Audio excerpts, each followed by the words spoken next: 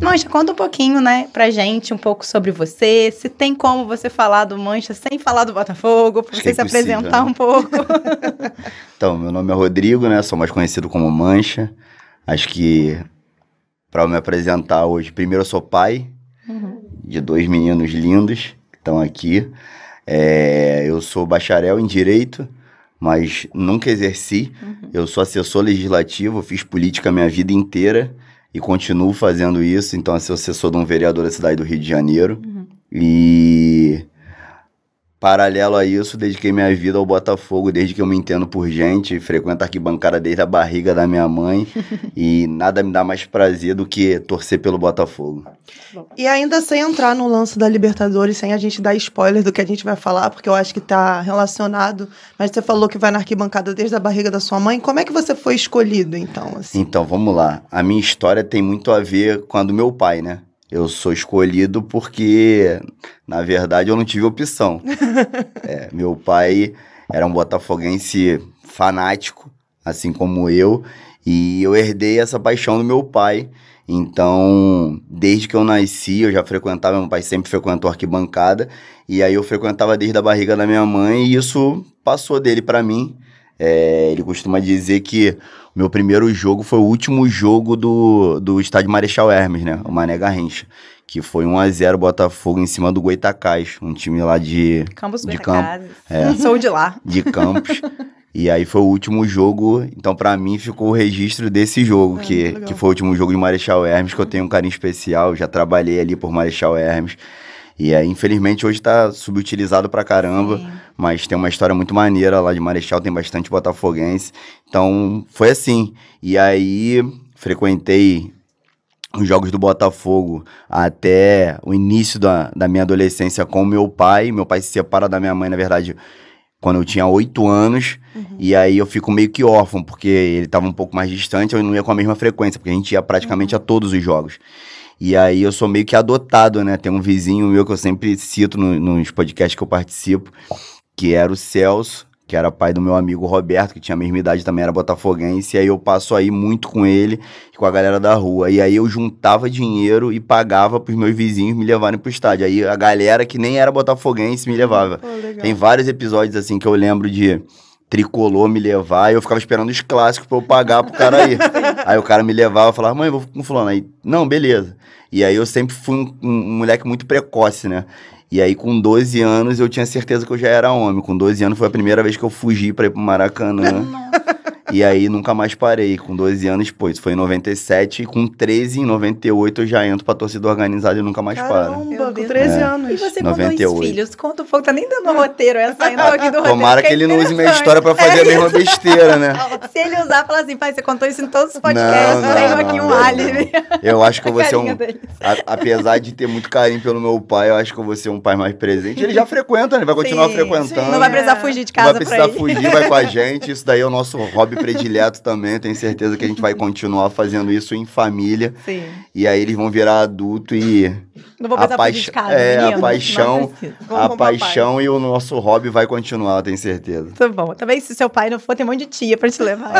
Tia, hoje já fica à vontade na arquibancada, né? Deve já conhecer fala um monte com de todo gente. mundo, Muito bom. E, mãe, como a gente estava falando, né? Hoje é um episódio comemorativo. A gente vai estar aí falando muito da história da Libertadores. Sim. Todo mundo que vem aqui sempre tem uma história, mas hoje é dedicado a falar dessa trajetória do Botafogo até chegar na final. E falando de trajetória, você conseguiu ir a algum jogo além da final fora do Rio? Conta um pouquinho pra gente. Todos. Eu passei... Que invejinha. Na verdade, eu passei muito tempo na minha vida sem deixar de ir um jogo do Botafogo em qualquer lugar do mundo. E isso no momento ruim, né? Aí no momento bom tive o álibi, podia falar pra Thaís o tempo todo, agora eu tenho que ir. Basicamente, depois que virou SAF, eu tinha um álibi. Aí eu costumo dizer que eu não sei se ela comemorou mais o título ou o alívio de parceria mesmo, né? Porque também em casa é pesado, com 2 crianças, ela sobrecarregada. Mas ela sabia que eu precisava viver aquilo ali. E aí, graças a Deus, deu tudo certo. Mas assim, falando da trajetória da Libertadores de 24, tem um jogo que é muito marcante, que é o jogo da Aurora, né? Eu fui pra Cochabamba, é o jogo que eu fui com menos torcedores na arquibancada da minha vida. Só tava eu e mais 3 torcedores. Era eu, o Brownie, o Depp e o Léo. que o Léo também viaja todos os jogos. E, pô, a gente tava numa ressaca moral imensa, porque a gente tinha acabado de passar por 23, que foi aquela tragédia.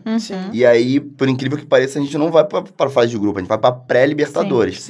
E aí o primeiro jogo foi Botafogo e Aurora, em Cochabamba. E assim, Cochabamba não é a capital da Bolívia. Então nós fomos pra La Paz, de La Paz pra Cochabamba, e estávamos nós lá. E outro dia até eu publiquei um TBT e ironia do destino. Tinham 2 atleticanos junto com a gente. Nossa! 2 atleticanos de camisa do Atlético Mineiro, porque lá é uma cidade que tem muito brasileiro que vai pra lá estudar, porque tem muita universidade de medicina lá. E aí eles foram, assim, aí começava daquele jeito o ano de 2024, né? A gente empatou, tomou um empate no final, uma tragédia. Graças a Deus aqui depois a gente goleia. Nosso Jacaré. Júnior Santos encantado, maravilhoso. Santos. Então, assim, foi um dos jogos que ficou marcado. Aí depois veio o segundo jogo da pré-Libertadores. Eles praticamente também foram a todos. A gente foi de caravana pra Bragança Paulista, né? Tiramos o Red Bull. Eliminamos o Red Bull e depois... jogo, inclusive, também. Júnior Santos. Júnior Santos. O nosso bom e velho, né? Jogou pra caramba aquele jogo. Lembro que o Marçal, pô, fez uma partidaça. E graças a Deus deu tudo certo. Mais uma vez, gol do Júnior Santos. E aí depois vem a fase de grupos. E aí na fase de grupos, acho que teve um jogo que eu não fui, que foi o jogo da classificação.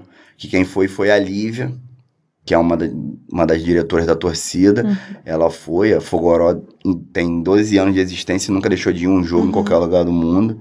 E aí eu acabei sendo beneficiado por isso, né? Porque eu tinha que ir lá, o presidente da torcida, então acabei conhecendo o mundo todo. E aí depois, quando chegou no playoff, foi aquela loucura, né? 2 vezes São Paulo, assim, uma experiência que eu acho que eu nunca mais vou sentir. Acho que o que a gente viveu em 2024, em linhas gerais, a gente nunca mais vai viver. Verdade. Eu costumo dizer que é o 2019 do Flamengo, né? Porque eu acho que se a gente for 5 vezes campeão mundial no Maracanã, não vai ser igual 2024. E aí eu acho que, principalmente, o jogo do Morumbi foi muito emocionante, porque foi uma disputa por pênalti, mas o que eu vivi na arquibancada do Aliança naquele jogo, eu não sei descrever, é difícil descrever. Porque, assim, a sensação de você passar de fase na Libertadores, as pessoas não conseguiam comemorar. Por quê? Porque a gente tinha um histórico de 2023 com o Palmeiras, né? E a gente tomar uma virada daquela, que a gente abre 2 gols de vantagem, tendo a vantagem do empate, e os caras fazem um gol que, graças a Deus, foi anulado. E eu lembro muito bem, eu sempre conto essa história. Eles estavam lá comigo, né? E eu puxo a torcida, então eu fico lá no meio, eles ficam um pouco mais afastados. E aí eu tava lá em cima, aí 1-0, 2-0, aí virou clima de festa, né? Todo mundo comemorando e tal. Aí 2-1. E eu tô aqui puxando a torcida, mas eu tô vendo assim, nesse mesmo ângulo. E aí sai o gol deles e eles olham pra mim, né? Porque eu sou o espelho deles. Aí eu olhei pra eles e fiz assim, fica tranquilo, tá tudo certo. Aí 2-2, aí eles olham de novo, tá tranquilo. Mas eu pensando, não é possível, o Botafogo não faz isso com a gente. Acho que é o pensamento de todo mundo naquela hora, né? Meu irmão, quando foi o Gustavo Gomes, né? Quando o Gustavo Gomes faz aquele gol, não tinha coragem de olhar pra ele. Aí eu aqui, falei, não é possível. Assim, a sensação horrível. Dizem, a torcida do Palmeiras diz que foi o grito mais alto de gol da história do Aliança. Porque foi uma coisa assim, os caras pareciam que queriam subir na nossa torcida. Eles queriam subir e a gente queria se jogar de lá. Eu me joguei, literalmente. Uma sensação absurda e...